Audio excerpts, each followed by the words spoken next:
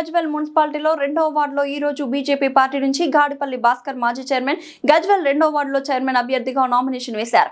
ఈ సందర్భంగా వారు మాట్లాడుతూ నేను 2వ వార్డులో గతంలో చేసిన సేవలను గుర్తించి నాకు ఓటేసి గెలిపిస్తే నేను వాళ్లకు ఎలాంటి సమస్యలు లేకుండా చూసుకుంటానని హామీ ఇస్తున్నానని ఈ కార్యక్రమంలో సిద్దిపేట జిల్లా బీజేపీ పార్టీ అధ్యక్షుడు బైరి శంకర్, బీజేపీ పార్టీ నాయకులు, కార్యకర్తలు, ప్రింట్ మీడియాకు, ఎలక్ట్రానిక్ మీడియాకు తెలిపారు.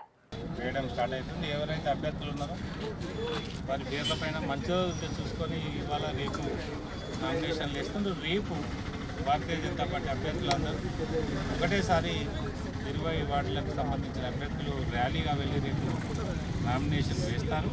దానికి రాష్ట్ర పార్టీ నుండి ఒక ముఖ్య నాయకులు కానీ, ఎంపీ గారు కానీ ఎవరైనా హాజరవుతారు.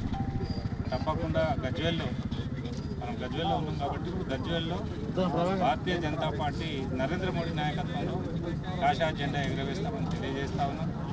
మీరు గజ్వేల్ ప్రజలకు ఒక విజ్ఞప్తి, టీడీపీని చూశారు, కాంగ్రెస్ను చూస్తూ ఉన్నారు, టీఆర్ఎస్ ప్రభుత్వాన్ని చూశారు. ఒక్కసారి భారతీయ జనతా పార్టీకి అవకాశం ఇవ్వండి, నరేంద్ర మోడీ నాయకత్వాన్ని బలపరచండి. నరేంద్ర మోడీ గారు ఏదైతే గత 12 సంవత్సరాలుగా చేసిన అభివృద్ధిని కూడా ఒకసారి గుర్తుంచుకోండి. భారతదేశం పట్ల మననే మీరు ఆపరేషన్ సింధూర్ కానీ మిగతా ఏది చూసుకున్నా రాను రాను దేశం మీద మన బంగ్లాదేశ్లో కూడా హిందువుల మీద జరుగుతున్న దాడులు కానీ రాను ఇబ్బందులలో నెట్టబేయబడుతుంది భారతదేశం. కాబట్టి దేశం సుభిక్షంగా ఉండాలంటే నరేంద్ర మోడీ నాయకత్వమే శ్రీరామ రక్ష. కాబట్టి ఒక్కసారి భారతీయ జనతా పార్టీ అభ్యర్థులను బలపరిచి కమలాపు గుర్తుకోటేయాల్సిందిగా ఉన్నప్పుడు అవినీతితో కూరుకుపోయిన మున్సిపల్ను ఈరోజు చూసినట్టయితే విజిలెన్స్ కేసులు ఎన్నో కూడా బయటకు వస్తున్న సంగతి ప్రజలందరూ కూడా గమనిస్తున్నారు. మా కౌన్సిల్ ఏదైతే 14 నుంచి 18 వరకు ఉన్నదో గజ్వేల్లో ఒక పర్మిషన్లకే కానీ స్టేట్లో మొత్తం ఎంక్వైరీ చేసి విజిలెన్స్ వాళ్ళు ఎంక్వైరీ చేసి 0% కమిషన్గా మాకు అవార్డు రావడం జరిగింది. తదనంతరము ఏర్పడేటువంటి కౌన్సిల్ అంతా కూడా అవినీతితో గజ్వేల్ ప్రజలందరూ కూడా గమనిస్తున్నారు. గజ్వేల్ ప్రజలు మార్పు కోరుతున్నారు. తప్పకుండా ఈసారి ప్రజలారా మాకు అవకాశం ఇవ్వండి. మేము ఒక విలువైన మున్సిపల్ను, ఒక అవినీతి రహిత మున్సిపల్గా మేము గజ్వేల్ ప్రజలకు సేవలు అందిస్తామని కూడా తెలియజేస్తూ, గతంలో 125 సెంట్రల్ ఫండ్ తోటి 125 కోట్లతోటి అండర్ గ్రౌండ్ డ్రైనేజీ మోడీ గారు శాంక్షన్ చేస్తే గజ్వేల్లో అది కంప్లీట్ అయినాక కేసీఆర్ గారు ఇంచుమించు 100 కోట్లతోటి సీసీ రోడ్లు వేస్తారని చెప్పి మోసం చేసిండు. ఈరోజు చూసినట్టయితే గజ్వేల్లో గల్లీలలో చూసినట్టయితే దుర్భర పరిస్థితి. ఒక్క సీసీ రోడ్లు కూడా, ఎందుకంటే అప్పుడు అండర్ గ్రౌండ్ డ్రైనేజీ మొత్తం తవ్వి మొత్తం సీసీ రోడ్లనంతా ఖరాబ్ అయినాయి.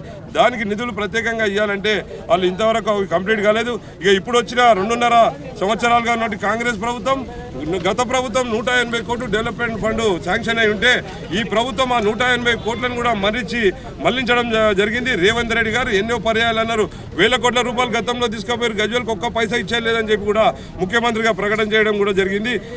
కావున ప్రజలారా, మేము సెంట్రల్లో మోడీ గారి ప్రభుత్వం నుంచి ప్రత్యేక నిధులు తెచ్చి గజ్వేల్ను అమృత్ మున్సిపల్గా మేము శాంక్షన్ చేయించుకొని 100 కోట్ల రూపాయల నిధులు తెచ్చే ప్రయత్నం మా ఎంపీ గారు దృష్టికి తీసుకువెళ్ళి మేము శాంక్షన్ చేస్తామని కూడా ఈ సందర్భంగా తెలియజేస్తున్నాం. ప్రజలారా, ఒక్క వినతి, మేము మా బీజేపీ 20 వార్డులలో సభ్యులు ఎవరైతే ఉన్నారో భారతీయ జనతా పార్టీ బలపరిచిన అభ్యర్థులకు పువ్వు గుర్తు ఓటేసి పెద్ద ఎత్తున గెలిపించినట్లయితే మేము ఎలాంటి సేవలు చేస్తామో మీకు తెలుసు. తప్పకుండా ఇక్కడున్న ప్రాబ్లమ్స్ అన్నింటినీ కూడా మేము తీరుస్తామని కూడా ఈ సందర్భంగా తెలియజేస్తున్నాం.